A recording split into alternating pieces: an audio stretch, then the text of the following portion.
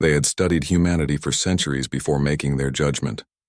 The Grand Concord, the oldest interstellar authority in the known sectors, had deemed Earth species as harmless. They saw humanity's small home world, their simple machines, their noisy transmissions, and decided they were no threat to the greater powers of the galaxy.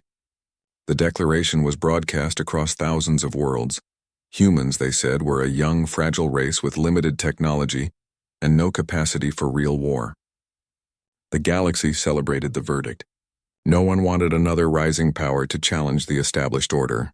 They allowed human traders into their ports, smiled at their primitive ships, and dismissed them as quaint curiosities. The great empires thought of them as nothing more than enthusiastic newcomers who would one day fade into obscurity. But humanity had been underestimated before.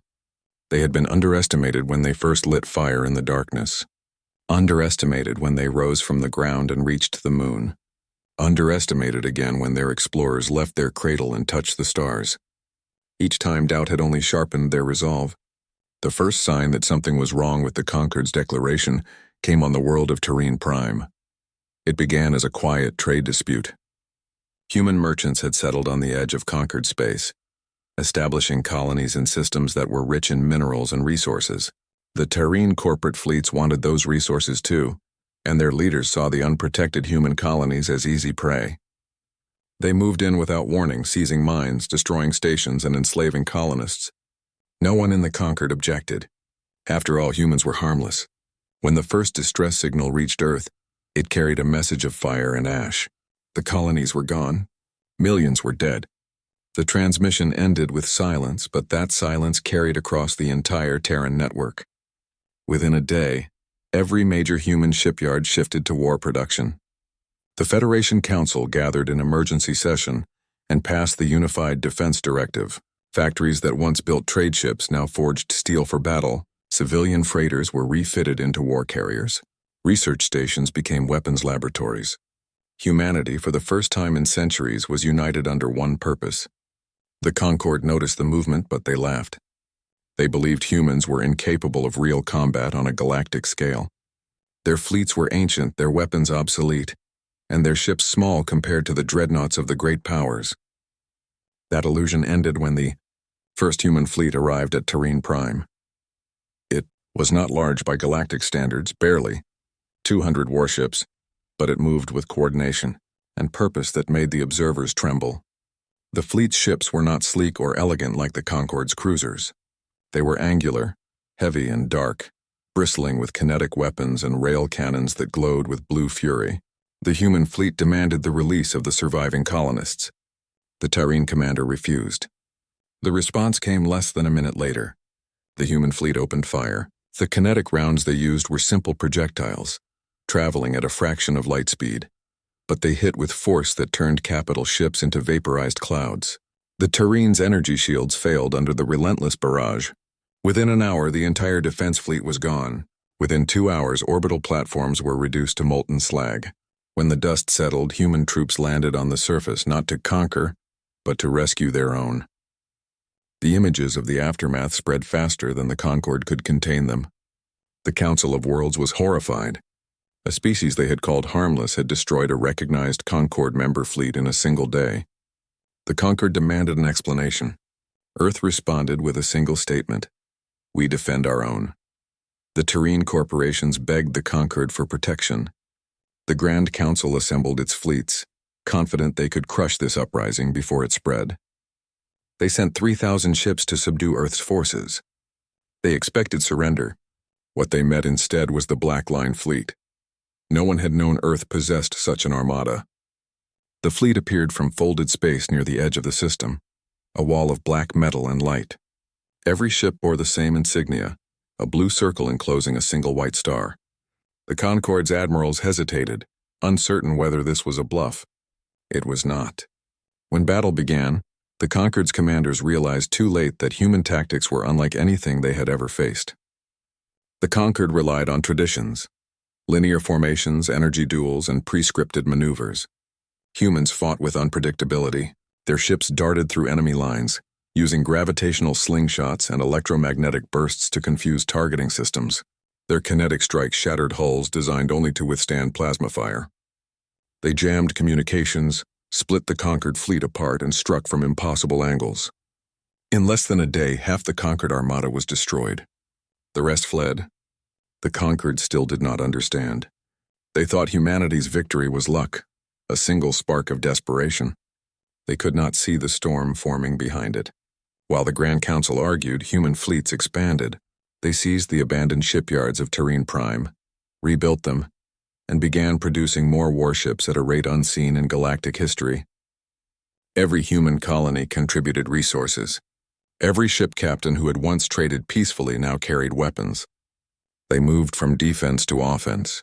The next target was the Althar Dominion, one of the empires that had joined the conquered in dismissing Earth. The Dominion had exploited human refugees from the Terrene conflict, forcing them into labor camps. When human intelligence confirmed it, the Black Line fleet jumped into Dominion space without warning. The Dominion's worlds burned. Orbital fortresses crumbled under sustained bombardment. Human Marines liberated the camps and broadcast live feeds of the freed prisoners across the galaxy.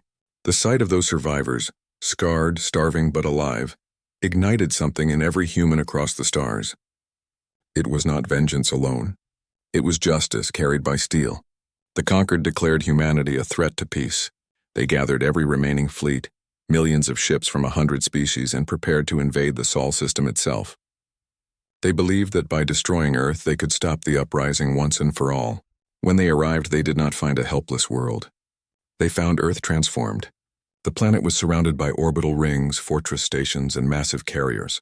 The moon had been converted into a command citadel. Mars shimmered with weapon arrays that glowed like stars.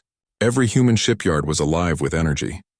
The Concord scouts realized with horror that Earth's people had not only rebuilt, they had advanced. Their technology had evolved faster than any known civilization's recorded history. Human science had no boundaries when pushed to survival.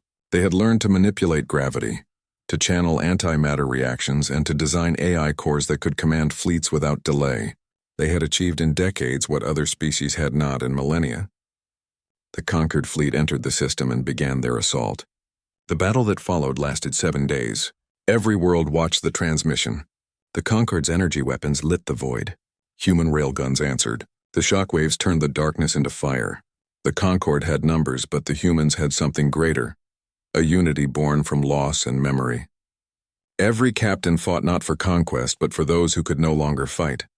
On the 7th day, the Concord's flagship was destroyed, its fragments scattering into the void. The fleet collapsed, retreating in chaos. Earth's forces did not pursue. They broadcast one message across every open channel in the galaxy. You called us harmless. You called us weak. We only wanted peace. You left us no choice but to show you what happens when peace is broken. The message became legend. Worlds that once mocked humanity now feared even the mention of Earth. The conquered tried to rebuild, but its members began to fracture. Systems that had joined in the war against humans now questioned their loyalty. Many chose to surrender directly to Earth, rather than risk annihilation. Humanity did not seek to enslave or destroy. They demanded accountability.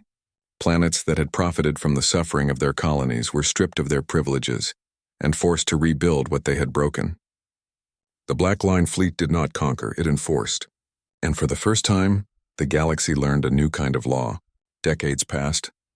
The conquered fell, replaced by a new order, the Terran Accord. Under it, all worlds were equal.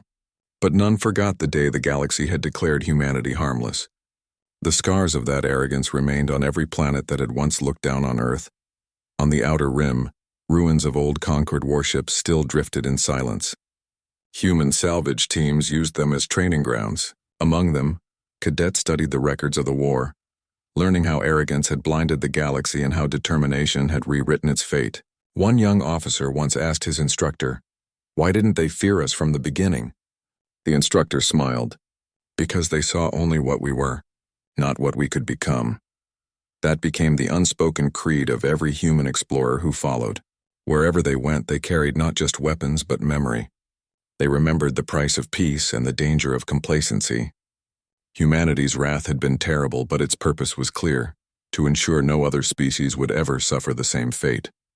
In time, other civilizations joined the Accord willingly. The galaxy slowly healed under human guidance. Trade returned, science flourished, and exploration resumed.